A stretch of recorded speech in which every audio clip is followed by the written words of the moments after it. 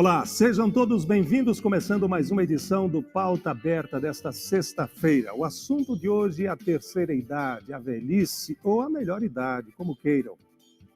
O corpo humano é uma máquina maravilhosa.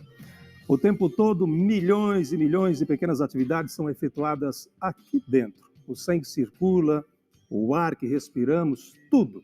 Essa é a máquina humana. A expectativa de vida do brasileiro aumentou bastante. Na década de 40, por exemplo, era de 45 anos. Hoje, de 75 anos. E pelos próximos 10, 15, 20 anos, certamente, a expectativa de vida do brasileiro irá aumentar bastante. Estamos preparados? O Brasil está preparado? Vamos tratar desse assunto aqui. A terceira idade, melhor idade ou a velhice. Com o doutor Luiz Antônio da Silva Sá, médico geriatra e gerontólogo. Doutor, tudo bem? Seja bem-vindo. Tudo bem, muito obrigado. Qual é o termo correto para a gente começar? É terceira idade, velhice ou é a melhor idade? Na realidade, eu acho que se sobrepõe esses termos aí. Para um termo mais elegante, talvez falar idosos, né? Porque ninguém gosta de ser chamado de velho. Velho vale para o vinho, para a música velha, para o carro velho, mas chamar alguém, você é um velho, ele pode sentir isso como uma ofensa até. O que não deveria, porque afinal de contas é um processo natural. Que nós somos crianças, somos jovens, temos a adolescência, a adultice e a velhice. Isso é mais uma etapa da vida, a última, digamos assim. O termo melhor idade, eu creio que foi criado até para amenizar os problemas, as situações que, queiramos ou não, temos que enfrentar no futuro. Então, acho que ficou esse termo. Então, o termo correto, idoso. Eu acho que idoso está de bom tamanho, porque falar melhor idade também é um pouco relativo, né? Porque tem pessoas que têm a velhice de uma forma muito boa, tranquila. A grande maioria, infelizmente, não é assim. Como é que o senhor analisa esse aumento na nossa expectativa de vida? A expectativa de vida do Brasil, ela tem várias razões. A primeira é que hoje há um acesso muito maior à informação, há um acesso muito maior à vacinação, há um acesso ao serviço médico, medicação, há uma conscientização das pessoas e, acima de tudo, há uma diminuição do nascimento de crianças. Então, com isso, há, com certeza, um aumento dessa expectativa e nós estamos hoje caminhando para um número alto em relação, como você falou na sua introdução, ao que éramos no passado. É verdade que, por volta de 2050, teremos uma expectativa de vida do Brasil de 85, 86, 87 anos, por aí, doutor? É certo. E o Brasil vai ter, provavelmente, no ano 2050, 30% da população em idosos. 30%? 30%. O Brasil, enquanto o mundo, digamos assim, vai duplicar o número de idosos, nós triplicaremos. Então, nós teremos na nossa população mais de 20%, bem mais de 20% só em idosos. Então, é um número que é fascinante, vamos dizer assim, porque estamos chegando a um patamar desse, mas também é muito preocupante. O que está sendo feito, o que será feito para atendimento dessa massa, não é? De tantas pessoas que estão vindo aí. Nós vamos falar sobre isso daqui a pouco. Estamos preparados? O Brasil está preparado? Como é que o Brasil trata o idoso? Quando acontece a fase do idoso, chega quando? Qual é a idade?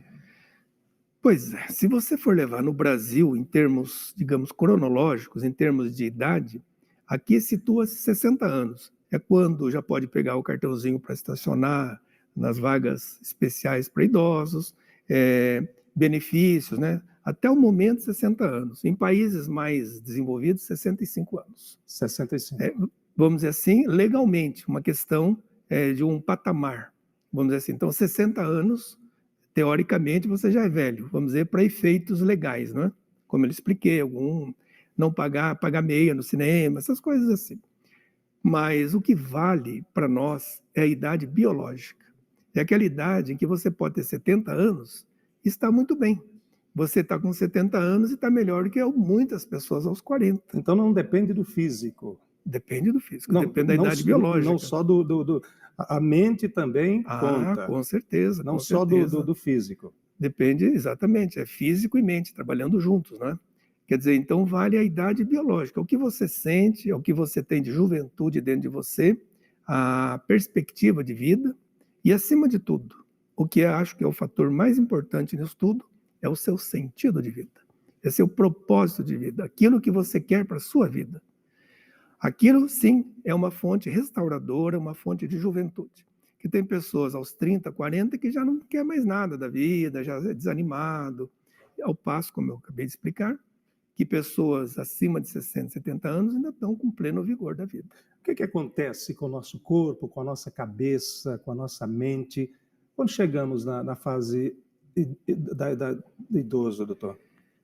Na realidade, como qualquer ser vivo, nós temos a maturação nossa e, queiramos ou não, a nossa degeneração.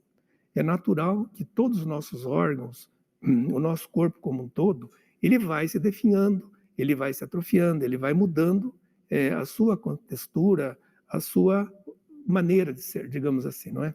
Há um desgaste natural, como de qualquer ser vivo. Esse desgaste natural, digamos assim, você pode, digamos, não tem assim uma regra para não envelhecer. Vai envelhecer todo mundo. Você tem que envelhecer e vai morrer. É um processo natural da vida. Não tem como fugir disso.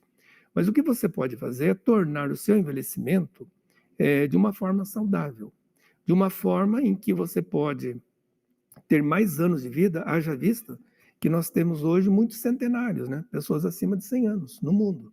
Que pessoas que estão ainda lúcidas, têm alguma qualidade de vida. Então, quer dizer, isso depende muito para você atingir uma idade maior com qualidade e dignidade de vida, o que você fez no seu passado. As pessoas têm medo de envelhecer? Muito. Por quê? Muito. Medo e, digamos assim, porque o ser humano, ele é muito vaidoso. Então ele acha que o corpo dele tem que ser bonito sempre. Ele acha que ele não vai envelhecer. Ele acha que ele é, digamos assim, alheio a isso. O grande escritor Marcel Proust, ele deixou uma frase que eu acho de muita importância, que procuro usar nas aulas e onde eu falo, que de todas as realidades da vida, a mais abstrata é a velhice. Porque o jovem, de uma forma geral, ele não se imagina velho. Ele acha que quando ficar velho vai estar bem de vida, bem de saúde e coisa e tal. Mas não é bem assim. A partir de uma certa idade, há, queiramos ou não, uma lentificação dos nossos movimentos. Os nossos sistemas circulatório, digestório, eles mudam. Eles mudam, ficam mais lentos, é uma perspectiva maior de você ter diabetes, de você ter hipertensão, hipotiroidismo, osteoporose, artrose, que são doenças naturais do envelhecimento. E as pessoas, muitas vezes, ou na grande maioria, não estão preparadas para isso. Quais são essas? Vamos então para essas doenças do idoso, ou da terceira idade, ou da melhor idade, como queiram. Como queiram. Qual a principal? O que mais preocupa? Qual a que mais preocupa vocês, especialistas? Porque, veja bem, na realidade, o que mais mata são doenças cardiocirculatórias. Vamos dizer assim, provenientes, logicamente, infartos, derrames, né, AVCs e tal. Essas são líderes em mortalidade, digamos assim, morbidade, que é sinônimo de doença, e mortalidade. Seguido também de câncer, né? De várias formas de câncer. Então, veja, mas comumente falando, o que mais nos procura, o que são mais comuns realmente são hipertensão, são hipertensão, dislipidemia, que aumenta o colesterol, diabetes, que é uma doença que tem que ser bem tratada, porque leva a inúmeros problemas, osteoporose, artrose, demência, que é um caso muito sério, não é? E as formas de câncer, as mais variadas possíveis. Há como se preparar para a fase idosa? A partir de quando? 40 anos, 30? Dizem que a gente começa a envelhecer quando nascemos, né? Pois é. Na minha formação de pós-graduando, meus professores eram do Japão e era interessante que eles diziam que lá no Japão a geriatria começava aos 6 anos de idade. Porque se você educar uma criança com bons costumes, com bom estilo de vida, porque você tem uma longevidade, digamos, maior, com qualidade, se você cuidou-se desde cedo. Por exemplo, osteoporose é uma doença infanto-juvenil que vai acometer a pessoa, principalmente a mulher, depois da menopausa. Mas se essa pessoa, desde criança, ela teve bons hábitos digamos, uma alimentação correta, se ela teve atividade física, se ela teve, vamos dizer assim, um desenvolvimento mental correto, com certeza, essa pessoa vai ter um envelhecimento muito melhor do que aquela que, digamos assim, não fez nada disso. Então, uma idade, quando eu vou começar a ir no geriatra? Nem é quando eu vou começar no geriatra, quando eu vou começar a me cuidar? O mais cedo possível. Na infância e na adolescência. Tem que ir. Não tem que ir, mas tem que se cuidar. Tem que se cuidar. Porque hoje tem uma coisa muito importante. Hoje você tem informações onde você quiser. Porque eu dizia um dia desses, numa reunião dessas, que se você pegar a sua avó, por exemplo, e ela tiver algum problema, tipo osteoporose, tem que tratar, coitada. Ela, infelizmente, não teve orientação, não tinha isso no tempo dela. Mas hoje uma moça jovem, porque a osteoporose é mais comum na mulher do que no homem, por exemplo. Se lá na frente ela tiver osteoporose, ela vai ter parte de culpa nisso, independente da genética dela. Por quê? Porque ela tinha informações que ela podia ter se cuidado. Você entendeu? Entendi. Se na genética da família tem diabetes, tem hipertensão, tem dislipidemia, que são problemas de colesterol aumentado, osteoporose, se já tem na família a mãe, a avó, ela tem uma chance muito grande de ter também. Então, ela que se cuide com alimentação, com atividade física, para no futuro não ter também. E a osteoporose é um problema porque aí vem as quedas, né? Vamos chamar um VT, a gente já comenta sobre as quedas. Vamos acompanhar reportagens sobre a osteoporose e as quedas dentro de casa, principalmente. É mais mesmo a aceitação das limitações que a vida impõe, né? Eu não confiava mais na minha perna direita. Estava em casa até lendo no meu quarto, quando lembrei que eu tinha deixado algo na cozinha ligado no fraco, fui ver em que pé estava um docezinho de coco que eu estava fazendo. Eu quero fazer 1000 coisas ao mesmo tempo. Foi aí que eu escorreguei e fui para o chão. Com relação à queda, o que a pastoral orienta é que a pessoa idosa tenha alguns cuidados na sua residência, tanto no ambiente doméstico como também no ambiente fora. Por qualquer queda, a pessoa deve falar para alguém da família ou procurar um ambulatório médico ou qualquer coisa assim para verificar se não houve algum problema muito mais sério. Então, precisa ser orientado e nós orientamos dessa maneira. Então, é um momento que, segundo os médicos, é uns 6 meses tudo isso, porque a minha fratura foi grave. A gente não fala somente em casos perigosos em que haja um problema como foi da Maria Angélica, que ela escorregou, mas muitas vezes a pessoa também ela tem alguns sintomas de doença, às vezes a pessoa não está preparada para isso. Numa primeira ou segunda visita, o líder vai observar esse ambiente e ver se ele é propício ou não para que aconteça essas quedas. Que a pessoa idosa aos poucos vai retirando algum móvel que atrapalha ela na hora dela passar, os tapetes que são mais perigosos, que são de mais índices de queda. Então ela vai observando e vai orientando que ela melhore esse ambiente. Eu tenho me questionado muito se eu ainda tenho condição de morar sozinha. Não sei. Material preparado pela equipe do programa Envelhecer de Bem com a Vida, uma parceria nossa com a Pastoral da Pessoa Idosa. Doutor, a casa muda, né? O ambiente muda, né, com o idoso. Não tem jeito, tem que mudar. Tapete, como foi dito aí, tudo mais, né? Porque, veja bem, foi muito bem feita essa reportagem, acho que está muito correto o que foi dito. A questão justamente é isso, porque na realidade eu tenho uma tia saudosa, já falecida, que ela definia muito isso. Quer dizer assim, na minha idade, já tinha uns 80 anos, a minha cabeça está lá na esquina, mas o meu corpo não saiu do lugar. Então, isso é muito comum, porque as fragilidades do idoso são muito comuns. E a osteoporose é uma doença que as pessoas não percebem, porque ela é assintomática. Eu digo assim, ela não dá dor. A artrose dá dor. Essa é a grande diferença. A artrose dói, limita a pessoa. A osteoporose, por outro lado, é uma doença que o osso vai se decompondo, vai ficando frágil. Então, muitas vezes a pessoa não percebe aquilo. Ela só vai perceber se houve uma fratura, como aquela senhora, por exemplo. E a osteoporose é tão cruel também, que a pessoa às vezes não caiu e quebrou. Ela quebrou e caiu. Porque o osso ficou tão frágil que nem sustenta mais o corpo. Mesmo sem encostar em nada, Mesmo, quebra. pode acontecer. que está tão fragilizado, entende? E se você vê uma senhora de idade, franzina, fraquinha, quase com certeza tem uma osteoporose. E às vezes tem que ter cuidado até para não abraçar com muita força, porque pode levar a fratura. Ainda sobre a osteoporose, esse é o Sim. principal problema, né? Claro, o senhor Não. falou da diabetes, da pressão É arterial. um dos, né? dos. Um dos, né? Mas Um dos. é o que mais preocupa as famílias, filhos, netos? Não. Eu acho que não é, porque não é sintomática. Você está me entendendo? Entendi. A pessoa não está se queixando de dor, nenhum, não tem dor. sintomas no caso da senhora. E a prevenção, já foi dito ali, com muita propriedade, realmente, tapete em casa é um drama muito sério. Tapete em casa, fios, criança que deixa brinquedo no chão, o idoso não tem aquela visão de profundidade como tinha na juventude. Pode não ver aquilo, tropeçar naquilo, cair, entendeu? Então, é uma série de cuidados internos e externos. E nos externos, as calçadas que favoreçam, os ônibus que não sejam tão altos, degraus, entendeu? Então, uma série de situações que têm que serem tomadas. Doutor, vamos fazer uma parada. Daqui a pouco eu queria que o senhor respondesse para a gente sobre as políticas públicas para o idoso no Brasil. Pois não, posso pode concluir. Completar? Então, no caso dessa senhora, como de tantos outros, tem medidas que você tem que tomá-las em casa. Tipo corrimões, entendeu? Nos banheiros colocar, tipo mesmo, posições, vamos dizer assim, tipo esses pequenos corrimões para segurar, né? Para segurar, levantar o assento, no banheiro, por travas, vamos dizer assim, que a pessoa se afirme, entendeu?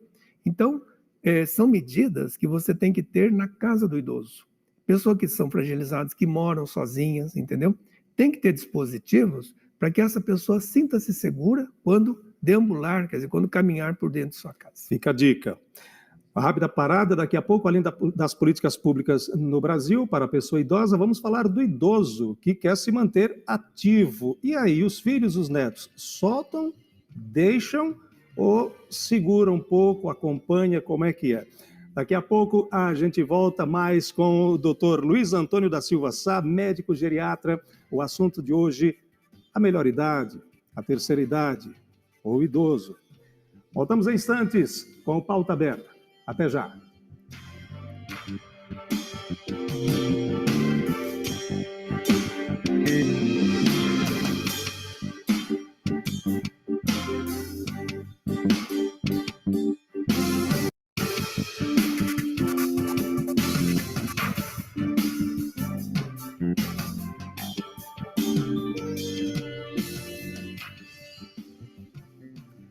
Muito bem, voltamos com o Pauta Aberta, que discute hoje a terceira idade, ou a melhor idade, ou a pessoa idosa, como queiram.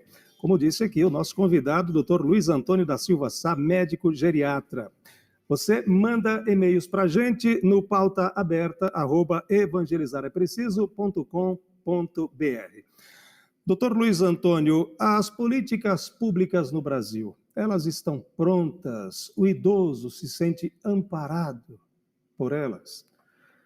Bom, existem várias leis, decretos, leis em benefício do idoso, inclusive o Estatuto do Idoso, onde obriga, entre aspas, ou pelo menos determina, que os filhos têm que cuidar dos mais velhos. Então, que existem políticas no papel escritas, bem definidas, em benefício da pessoa idosa, existem. Agora, se elas são aplicadas, aí eu tenho dúvidas. Realmente, eu não sei exatamente como funciona o governo municipal, federal, municipal e estadual, porque eu não convivo com Mas as políticas, elas existem. Que elas existem. Agora, se elas são aplicadas na sua íntegra, eu tenho dúvidas, sabe? Porque passa pelo meu consultório, já não é de hoje, tem um bom número de pacientes, mas eu não vejo assim dizer que eles têm alguns benefícios que possam realmente dar a eles conforto, algum tipo maior de segurança. Tem alguns benefícios, como eu te falei, né? Lugar na fila, essas coisas que a própria sociedade, estacionamento, você tem bancos ou alguma coisa, tem a fila preferenciais. Isso já é uma conquista, digamos assim. Mas uma conquista maior, isso vai demandar ainda um certo tempo. Por quê? Porque eu acho, como eu lhe disse há pouco, que das realidades da vida mais abstrata é a velhice, que o jovem, de uma forma geral, com exceções, claro, ainda não tem o devido respeito à pessoa de mais idade, sabe? Uma ocasião até mostrei um trabalho, um projeto que eu tinha para os prefeitos, ninguém aceitou esse projeto, que um deles seria a educação da criança na escola municipal e talvez estadual, para que ela aprendesse duas coisas básicas. Primeiro, que ela vai envelhecer, saber cuidar-se disso, como eu falei, no Japão começa aos 6 anos, que a criança já pudesse ter condições de saber o que é saudável, o que não é saudável, educação na escola, digamos assim. E segundo, que ela respeitasse o idoso, com suas deficiências, com as suas dificuldades de vida. Se nós tivéssemos um trabalho, se a conscientização governamental tivesse esse trabalho escolar, nesses dois sentidos, de educação da criança para o seu futuro e sua velhice. Não que você vai ficar velho, não é nesse sentido, mas que ela tivesse hábitos saudáveis, como eu já disse no primeiro bloco, desde pequena. E que ela aprendesse a respeitar o mais velho, como eu lhes disse, nas dificuldades, procurasse ter esse respeito. Acredito que a nossa sociedade seria muito melhor. O senhor citou aí já 2 vezes o Japão. Sim. É o país, é a nação que melhor respeita o idoso? Que melhor trata o idoso? Olha, que o senhor tem conhecimento? de uma forma geral, as nações mais evoluídas respeitam mais o idoso. Não sei se o Japão mais que os outros, você entendeu? Eu, por exemplo, fiz um estágio de alguns meses na Itália, morei na Itália há algum tempo, e participava só de geriatria na Itália. E lá eles já têm isso há muitos anos. Já é uma sociedade envelhecida, que nós já somos também. Só que o que acontece de muito diferente, eu acho que isso tem que ficar muito claro. Enquanto as nações evoluídas, esse envelhecimento foi gradual, então a sociedade foi se preparando para isso, compreende? Então, eles levaram, por exemplo, 100 e poucos anos para envelhecerem e se adaptarem a isso. O Brasil foi muito rápido. Foi de uma maneira abrupta. Abrupta. O Brasil envelheceu em 30 anos, talvez, entendeu? Então, de repente, todos nós não estamos preparados ainda, como essas nações, digamos, europeias, asiáticas, como o Japão, foram se preparando com o tempo. Então, de repente, nós temos que ter várias políticas públicas e privadas para atender essa demanda de idosos que não para de aumentar, como eu já disse no primeiro bloco, porque hoje se oferece mais condições para essa longevidade. E então nós estamos, de repente, correndo atrás do prejuízo para tentarmos fazer com que dê a esses idosos uma condição melhor de vida. A gente ouve falar bem do Japão e a sua impressão da Itália também é ótima, que conviveu, com idoso, estudou lá e sabe. E tem, claro, exceções, tem idosos também na rua, pedinhos, coisas assim. Mas, de uma forma geral, eles têm políticas que favorecem muito mais ao idoso do que, infelizmente, nós aqui no Brasil. Doutor, é possível adiar o envelhecimento? Adiar não, né? Porque o envelhecimento faz parte da vida. Vamos deixar uma coisa muito clara, que as pessoas têm que entender. Envelhecimento e velhice. Envelhecimento é o processo normal que nós temos durante a vida. Como eu lhe disse, você tem a infância, você tem a juventude, digamos assim, a adolescência, a juventude, você tem a adultice e a velhice. Então, são fases que você vai chegar lá. A velhice é a última fase da vida. Depois da velhice, é só o final mesmo, não é? Então, quer dizer, o envelhecimento é um processo longo que começa, espero que seja desde do nascimento até a sua morte. Então, você adiar, você pode fazer o seguinte, você pode não morrer antes. Porque você já vem programado, por exemplo, geneticamente, para viver 90 anos. O que você pode fazer se cuidando, viver os 90 anos. O que as pessoas fazem, na grande maioria, é situações não se cuidando que não vai chegar nos 90. Então você não tem como adiar a minha velhice. Não, eu vou adiar porque eu vou ficar parado aqui nos meus 40 anos. Isso é impossível. Porque teu organismo vai evoluindo para o final, queiramos ou não. Um final melhor, mais saudável e digno, que é muito importante, ou um final, digamos, precoce, não é?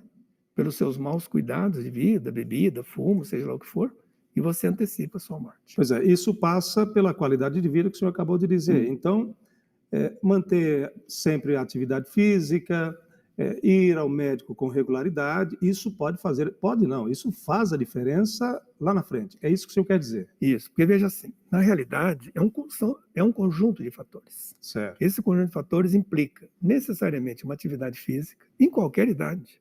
Ah, mas tem 80 anos. Sim, não importa. Ele não vai para as Olimpíadas com 80 anos, mas ele pode fazer. Ah, mas está acamado. Mas mesmo acamado, ele pode fazer alguma atividade. Não pode ficar inerte o tempo todo. Então, para cada idade, dentro do seu limite, tem especificações de atividade física. Você está me entendendo? Estou entendendo. Então, quer dizer, se você tem 20 anos, você vai ser um corredor, maratonista. Se você tem 70 anos, se você não foi programado para aquilo e não vinha fazendo aquilo, não vai querer ser, né, um campeão mundial competindo com mais jovens. Mas faça o que pode. A dieta é muito importante. As pessoas não têm muita noção disso, mas a dieta é fundamental. Hoje você tem uma facilidade muito grande de vacinação. Doenças que antes eram comuns e morria-se por qualquer uma delas, hoje você pode, digamos assim, ser protegido dessas doenças. Você pode ter, vamos dizer assim, evitar, né, cigarro, álcool, drogas de uma forma geral. Dormir bem. Dormir bem. Quer dizer, então, essa condição psicológica que você tem, né, é muito importante. Então, se você tiver esse conjunto de situações, e eu volto a enfatizar, se você tiver, junto com essas situações, que nós acabamos de enumerá-las, também ter aquele propósito de vida, aquela vontade de viver com um propósito, com sentido de vida, você vai viver muito bem. Como é que o idoso lida com a morte, doutor? A morte é um tema tabu. Da mesma forma que você vai falar em sexo, que é um tema tabu, Tabu também. a morte é um tema tabu. Todo mundo sabe que vai morrer, mas ninguém gosta de falar sobre isso. Família não gosta de falar, as pessoas não gostam de falar. A morte é um tema, isso a gente trata com muita propriedade, e vários cursos que eu fiz, sempre procurei colocar isso, porque as pessoas, quando é a sua morte, eu vejo muitos jovens, muitas pessoas, eu não tenho medo de morrer, eu vou morrer. Mas quando vai chegando por alguma doença, ai, meu Deus, ai, Jesus, me proteja, não sei o que. Quer dizer, aí você vai...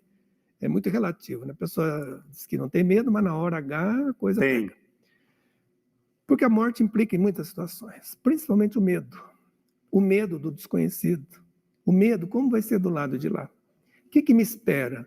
Os meus pecados, o que eu fiz de errado aqui, como é que vai ser lá? Além da perda, né? Vou deixar tudo isso. Vou deixar tudo, o patrimônio, o meu corpo, né? Cuidei tanto do meu corpo, nossa, maquiagem, fazia plástico, não sei o que, agora eu vou deixar isso assim, para destruir tudo. Quer dizer, então, o medo de deixar a família não bem, o medo de não ter feito uma vida digna, vamos dizer assim. Quer dizer, então, envolve uma série de medos. E por isso a pessoa vai querendo protelar o tempo dela aqui. Que isso não depende de nós. Eu sempre digo, depende do comitê celestial lá em cima, né? O dia que ele nos chamar, tem que ir. Então, veja, a pessoa está preparada para a morte? Na grande maioria, não. Ela pode até dizer que está, mas na hora que ela começa o processo realmente vir, a coisa é mais difícil. E eu vou só completar dizendo o seguinte. No passado, não muito distante, as pessoas morriam em casa. Então, ficava a família toda ao redor, quer dizer, aquele pai, mãe, alguém ia morrendo ao lado dos familiares. Aí todo mundo chegava lá, era a hora do perdão, né? Peço perdão, me perdoa. Quer dizer, então tinha uma interação e a criança já vivia a morte desde pequena. Quer dizer, ela via o ente querido dela, o parente, morrendo, e ela entendia isso, porque fazia parte já do processo. Hoje mudou. Hoje mudou porque a pessoa começa a ficar ruim, vai para o hospital. Ficou mais ruim, do quarto do hospital vai para a UTI. E lá não fica volta cheio mais de para tubos casa. E não sei o quê. E aí a criança já não visita mais. Não, a criança nem vê a morte, né? E quando vela o falecido em capelas, né? Aquele tempo velava em casa, né? Na minha casa, acho que 5 velórios dentro da minha casa, quer dizer, então, no interior, né? Então, quer dizer, hoje mudou muito isso, né?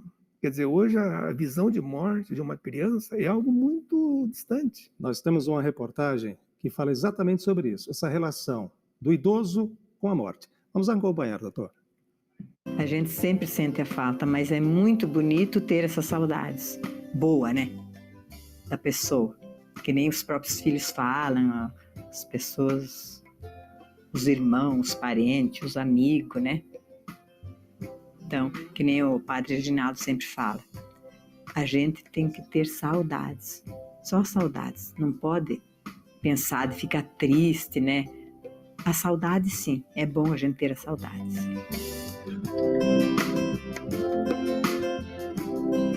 Eu queria tanto ver nós dois juntos, né, de cabecinha branca, aquele, ó, você vê a foto ali, né? cabecinha branca, eu também já, né? Então, era assim um sonho de poder a gente se ver um com o outro. Às vezes a gente brincava, né, um com o outro. Ó, quem me deixou eu velha assim foi você, né? Mas não, assim, daquela alegria da gente estar junto ali ainda, né? O que leva a pessoa, quando perde seu ente querido, a ter mais assim vontade de viver, é olhar nos que estão à sua volta e lembrar dos momentos felizes que passaram juntos. Porque se ele ficar só pensando nele, meu sofrimento, minha dor é muito grande, mas tem que ver que em volta tem muitas pessoas que dependem dele. No caso da Deunilda, se ela, como mãe, ela deixasse se abater, ela não se agarrar na fé e olhar para os filhos e para os netos, vai causar mais sofrimento ainda para os filhos e para o neto. E levanta a cabeça e leva a vida para frente. Porque saudade sim, tristeza nunca. A parceria da Pastoral da Pessoa Idosa conosco e reportagem exibida no programa Envelhecer de Bem com a Vida. Doutor, como conversar com a pessoa idosa e a família sobre a morte? Como o assunto morte pode ser colocado à mesa no dia a dia?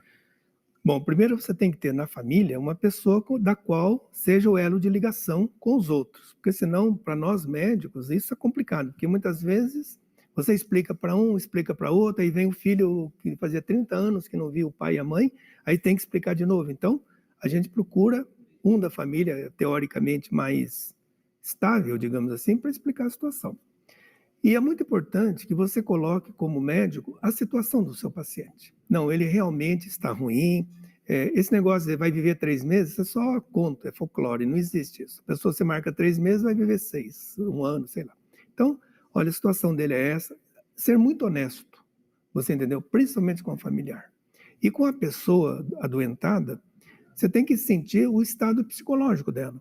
Você não vai dizer, esquece, você vai morrer mesmo, entendeu? Você tem que ter muito cuidado com o que falar, entendeu? Você também não pode tirar toda a ilusão daquela pessoa que está adoentada e ela, de repente, vem a falecer. Eu só queria completar uma coisa, segundo essa reportagem.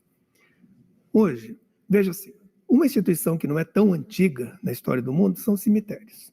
Então, o que acontecia tempos atrás? A pessoa ostentava no cemitério capelas suntuosas, aquelas obras faraônicas, não é?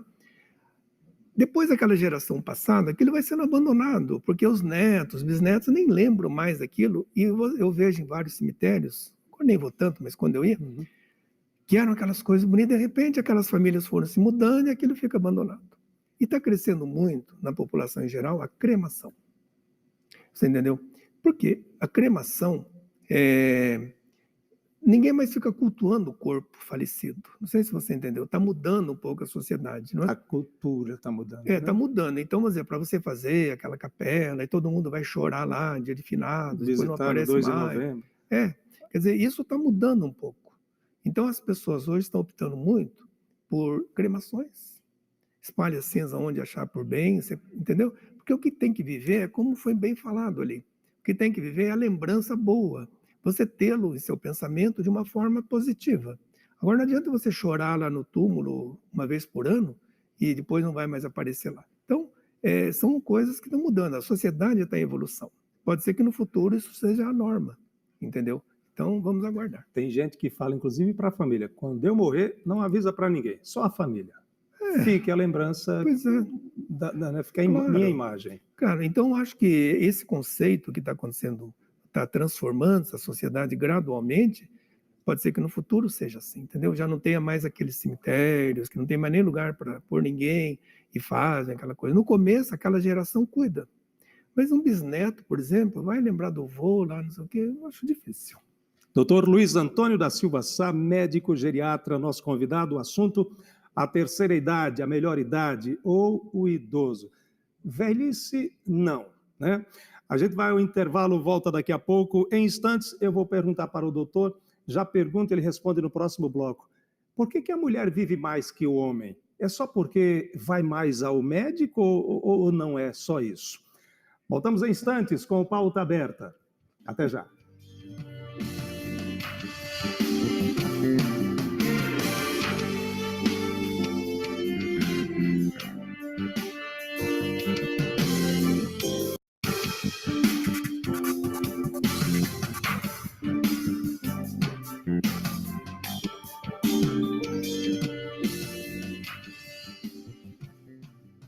Voltamos com o Pauta Aberta. O assunto de hoje é a pessoa idosa, a melhor idade ou a terceira idade, como queiram. Nosso convidado, o geriatra, Dr. Luiz Antônio da Silva Sá. Doutor, pergunta do bloco passado, por gentileza, por que a mulher vive mais que o homem? Há uma explicação? Vocês, médicos, vocês, especialistas, explicam? Bom, a mulher vive mais hoje porque a mulher se cuida mais que o homem. Ela vai muito mais ao médico, ela se preocupa muito mais com a sua saúde do que o homem. O homem, de uma certa forma, ele acha que é o machão, que ele é o fortão, e as doenças não chegam a ele. Então, a mulher, pelo contrário, ela faz periodicamente seus exames, ela tem realmente essa disponibilidade e vai atrás. Por outro lado, até algum tempo atrás, também está mudando. O homem tinha algumas profissões de risco maiores que a mulher. Vivia mais no estresse do trânsito, ele tinha, vamos dizer assim, o trabalho fora de casa, e a sociedade era constituída da mulher ficar em casa, cuidando dos filhos, dos afazeres, e o homem buscar o sustento. Isso está mudando também, porque hoje a mulher está indo para a luta como homem. Você vê que é comum mulheres motoristas de ônibus, motorista de táxi, mulheres policiais, mulheres, não é? Em todas as atividades que o homem faz, a mulher está fazendo tão bem quanto. Então, veja, até esse momento, a mulher tem realmente uma longevidade maior, baseado nos cuidados que ela tem, frequente com os médicos, principalmente. Mas eu tenho uma preocupação, que na medida que ela for entrando no mercado de trabalho, que ela assume a sua condição de mulher profissional, sem deixar o que é mais nobre, o mais importante da mulher, a sua condição como mulher, como mãe, como a dona da casa, quer dizer, então ela tem essas funções e adquiriu uma mais importante, que é garantir também o sustento da casa. O trabalhar em dobro. Trabalhar em dobro, porque ela não deixou suas funções. Ela vai para o seu trabalho, mas está preocupada com o filho na escola, a lição à noite ela tem que cobrar do filho. A janta, a não casa. Sei o quê, de madrugada já sai para o trabalho. Então, eu não sei, eu só estou, digamos, teorizando que no futuro próximo, se ela continuar nesse ritmo, se ela também não terá as mesmas doenças ou, digamos, a mesma expectativa que tem os homens hoje. Porque ela também está no mercado de trabalho nas mesmas condições que o homem. No mundo é assim? A mulher vive mais que o homem? No mundo é assim. A mulher vive mais que o homem. E mesmo nos países mais evoluídos, digamos assim, ela vive mais. Entendeu? Hoje, sim. A expectativa de continuar assim, também ela vai viver mais, sim. Mas isso eu estou teorizando, claro, como eu falei, que se ela continuar nesse ritmo... Porque antes não era assim, né? Não era assim. Então, hoje vive, você veja, a quantidade de viúvas é muitíssimas vezes maior do que a de viúvo. Mas essas mulheres hoje, mais idosas, elas estão provenientes de uma sociedade em que elas tinham uma vida diferente da dos homens. No bloco passado, nós falávamos sobre a osteoporose. E o senhor disse que a osteoporose atinge mais as mulheres, né? Sim. No homem, qual a doença que mais preocupa? É o câncer de próstata? Não, o que mais preocupa é as doenças cardiocirculatórias, como eu lhe falei, não é? Vamos dizer assim, infarto, derrame, são as doenças mais comuns. Isso no geral? No geral. No geral. No câncer, um dos mais comuns, sim, é o câncer de próstata. Que o homem deveria fazer seus exames anualmente, pelo menos, não é? Os exames urológicos necessários, os exames, digamos, sanguíneos necessários, não é? Para prevenção. Se ele prevenir, ele tem uma chance, porque tudo é prevenção. Claro que tem formas de câncer que aparecem abruptamente e não tem como você evitá-los, digamos. Mas tem certos tipos, seja na mulher, seja no homem, que se ele prevenir, se ele se cuidar, ele tem uma chance grande de não ter. Todo homem terá câncer de próstata? Não. Nem todo homem. Boa parte, sim. Boa parte. É um câncer muito comum, digamos assim, mas nem todo, né? Entendeu?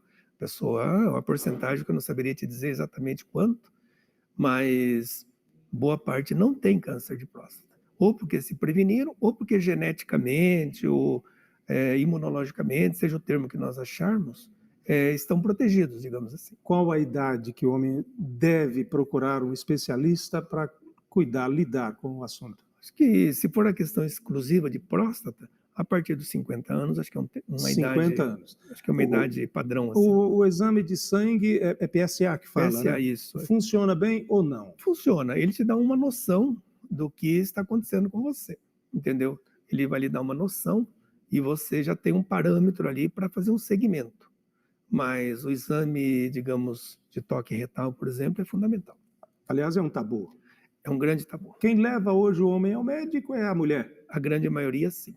Ela que o leva, porque o homem, como ele falei, atrás dessa aura de machão, de fortão, ele acha que é o tal, ele é muito frágil. Você entendeu? A hora que aqui ele se despe desta fortaleza, digamos assim, ele é mais frágil que a mulher. Porque ele se entrega à dor, porque veja assim, a mulher, e eu sou um grande defensor da mulher, ela tem muito mais problemas que o homem, né? Você veja, todo mês menstrua, tem dor, tem cólica, é mês a mês aquilo. O parto é uma situação dolorida para ela, difícil, a gravidez. O homem não tem nada disso. Se o homem tem uma dor, nossa, é um chorão, muitas vezes fica lá lamentando a vida, não sei o quê. E a mulher é muito mais estoica do que o homem. Fora as atividades do dia a dia que falávamos agora há pouco, né? A casa, o trabalho, filhos, escola e tudo mais. E ela dá conta de tudo. Doutor, quais são as atividades físicas mais recomendadas para a pessoa idosa? Bom, aí você tem que levar em consideração o estado de saúde de cada um. Como eu falei no primeiro bloco, você pode ter atividades físicas na cama, se ele é acamado, 80 anos, sequela de AVC. Então, você tem que basear-se nas condições de cada um. Por exemplo, aquele idoso que desde jovem é um maratonista, vai na academia, ele vai continuar num ritmo menor, provavelmente, mas vai continuar fazendo basicamente o que fazia. Agora, você nunca fez.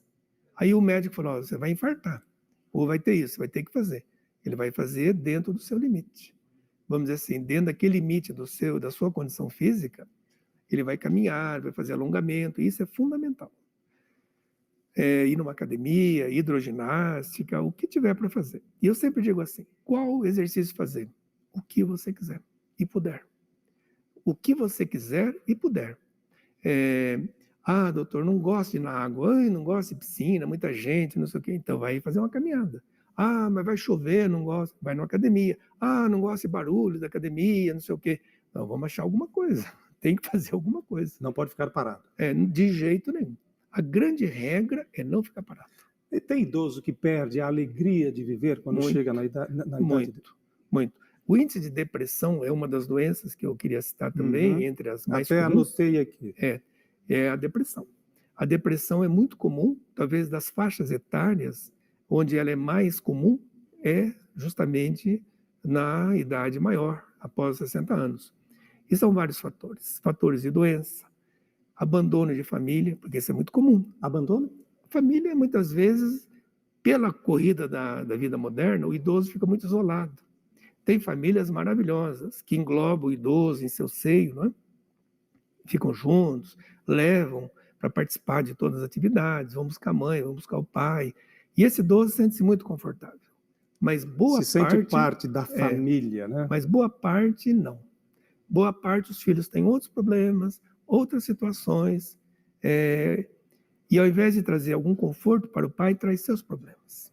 Separações que é tão comum hoje. Ou financeiros, não, doutor? Ou financeiros. Principalmente, né? Ou emocionais, Porque daí vão chorar no ombro do pai, da mãe, né? E daí fica aquela situação que realmente é desagradável para o idoso. Mas tem o outro lado. Tem idosos que são felizes. Com certeza. Vivem com alegria e com prazer. Claro, muitos. Também tem. Temos uma reportagem que fala exatamente sobre isso. Vamos acompanhar. Pouca coisa eu choro. Só choro quando eu tô com alegria, sabe? Quando tem alegria, eu choro. Eu gosto de fazer crochê, gosto de costura, gosto de... Tô sempre na ativa, sabe? Não gosto de ficar parada. A gente percebe a necessidade que o idoso tem de muitas vezes receber uma pessoa diferente, uma pessoa que não é da família. Tudo isso reflete na alegria do idoso. Mas é um prazer muito grande receber todos vocês, quanto mais melhor. E só de ver a alegria do idoso e dela mesma em nos receber, em abrir as portas e ficar esperando, isso é o sorriso dela, ela cantando para nós é a nossa recompensa. Hoje eu quero a rosa mais linda que houver, quero a primeira estrela que vier, para enfeitar a noite do meu bem. Que o idoso ele tem muita história para nos contar. A dona Zélia, em especial, ela é uma pessoa assim que viveu uma vida sempre bem intensa, teve várias profissões. Eu trabalhava tanto nessa minha vida que, meu Deus do céu, eu sempre fui feliz trabalhando, né? E gosto de ter amigos em volta. Fico triste quando não tem ninguém para me dizer uma boa tarde, um bom dia, uma coisa assim. Doutora, a alegria é fundamental. Uma pessoa bem-humorada, um idoso bem-humorado, alegre, amparado pela família, vive o quê? 90, 100, 110? O senhor tem uma paciente de 108 anos? Tenho uma paciente de 108 anos, cercada dos seus familiares, e está relativamente bem, levando-se em consideração a cidade. Mas ela, essa senhora, essa alegria, mas você veja, não vou desfazer, mas você veja que ela se sente bem quando tem gente, quando ela pode conversar, quando ela pode se extravasar. E ela diz que faz falta, sente falta quando não tem Claro, ninguém. então esse é o detalhe que eu queria falar antes do vídeo, porque isso é muito importante, incorporar o idoso ao seio familiar, ou o que nós recomendamos sempre, que participe de atividades socioculturais, entendeu? De um grupo, auxilie na igreja, trabalho da prefeitura, trabalho de alguma instituição de caridade, vai fazer uma filantropia, um voluntariado, você entende? Se a pessoa sentir-se útil, participante, com certeza ela tem condições de viver mais, desde que ela não tenha uma doença grave, né, que possa, vamos dizer assim, encurtar esse período, né? Aquele aposentado, aquele idoso aposentado, aquela imagem, na cadeira de balanço o dia inteiro, isso já era. Mais ou menos, porque na realidade a aposentadoria, ela reúne muitas situações. E eu vejo isso da seguinte forma, eu não, nos estudos, né? Eu sou um simples aprendiz, mas digamos assim, quando a pessoa se prepara para uma aposentadoria, ela tem que ter uma atividade paralela. Eu vou deixar do meu trabalho principal, mas já estou me preparando para não ficar ocioso. Porque a ociosidade mata, em todos os sentidos. Mata a vida, mata a tua forma de viver.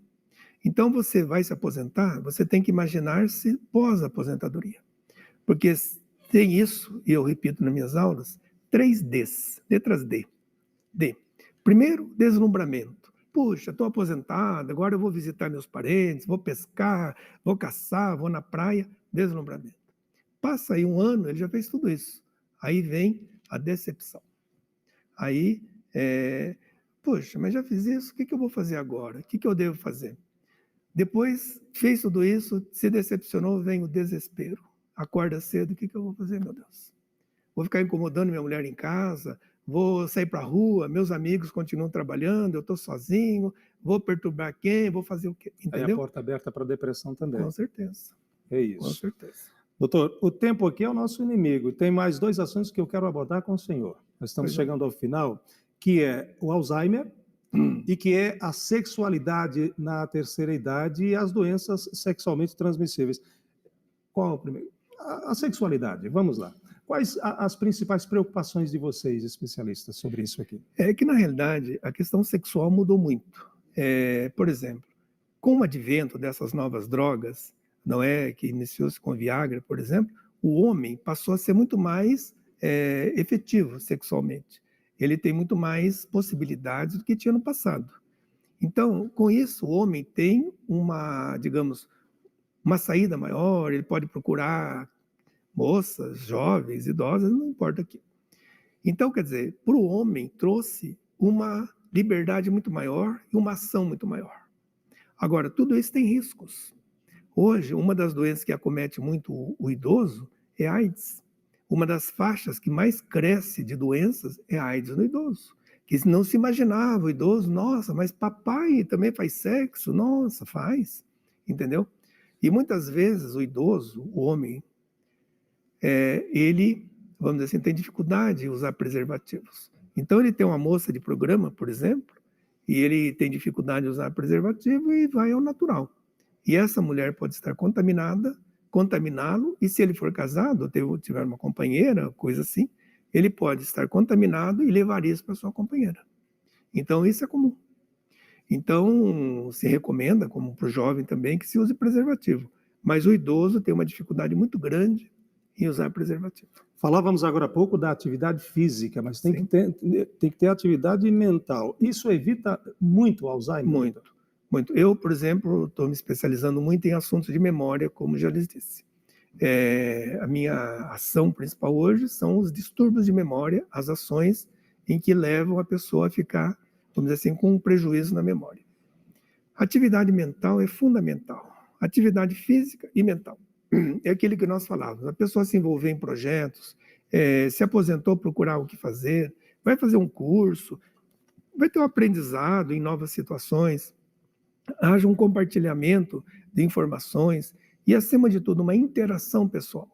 Conversar com outras pessoas, ter sempre o bom humor quando possível, né? Porque às vezes também tem situações não possíveis, entendeu? Então, essas coisas são fundamentais para a memória estar sempre boa. Doutor, muito obrigado pela presença. Aprendemos muito sobre o tema aqui hoje. Muito obrigado, eu que agradeço a oportunidade. Espero que o que nós falamos tenha sido útil a algumas pessoas. Tenho certeza absoluta que sim. Conversamos com o Dr. Luiz Antônio da Silva Sá, médico geriatra, nosso convidado do Pauta Aberta desta sexta-feira. Quero fazer um convite a você. Seja associado para que esse e outros programas cheguem até você na sua televisão. Ligue e participe.